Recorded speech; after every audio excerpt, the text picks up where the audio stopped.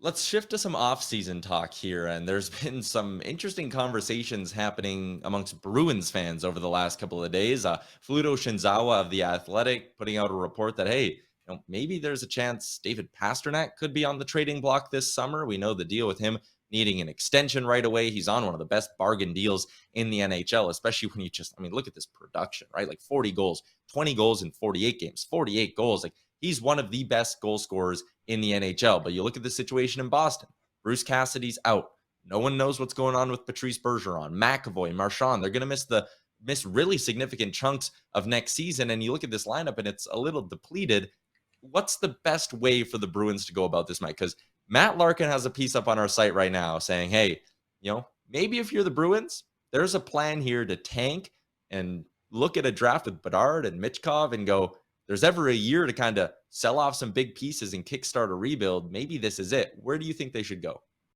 Well, if that was the case, why'd you go out and grab Hampus Lindholm? And I don't mean that you can have him during the term of that contract for a very long time. I understand that, but there's just so many bloated middle class contracts on the Bruins right now. I mean, Nick Foligno at 3.8 is an albatross, and I love Nick Foligno, but that deal hasn't worked out well there at all, and that's where with the Bruins they don't have the supporting cast right now, and they haven't bucked up to pay their big dogs, man. Krug walks out the door. Krejci's not really convinced to stick around.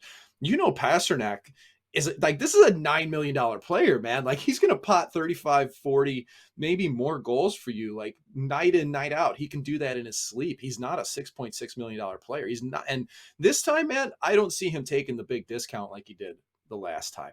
And that's where I think the Bruins have to make some decisions, man. Like, there's a lot of mediocrity in this lineup. Like, can they swing big? Can they get rid of pieces? Who's going to want these kind of bloated contracts? And it's even on D. They're locked in on who they have. So, Tyler, I just see this as a team that's kind of lost its way. There's a lot of uncertainty. And I think it's an absolute lark, though, to just decide to tank for 1 year to go for one player. I think they've got to run it and try to be a decent team. And if it's middle of the season and you realize it, that's one thing. But to start a year, I don't like that. I don't think it would send the right message to the players that are there. And you're definitely not going to get Bergeron back if that's the case. Yeah, and we know the East next season is going to be highly competitive. And maybe the one argument for taking your foot off the gas for a year is, okay, if Bergeron maybe does retire, McAvoy's out, Marchand's out, if you get a king's ransom for Pasternak, you look at a team like the New York Rangers, who it wasn't that long ago when they sold off all those key pieces that they did. And look how quickly they were able to turn it around. Granted, they got some lottery luck in the process Mm-hmm. as well, but it'll be fascinating to see which direction the Bruins go. Elliot Friedman from Sportsnet did send out a report earlier this morning saying the Bruins' priority is to sign Pasternak, but if he won't sign, then they'll definitely have to move him. He did say that there'll be a meeting between his agent, JP Barry, Pasternak, and Bruins GM Don Sweeney coming up.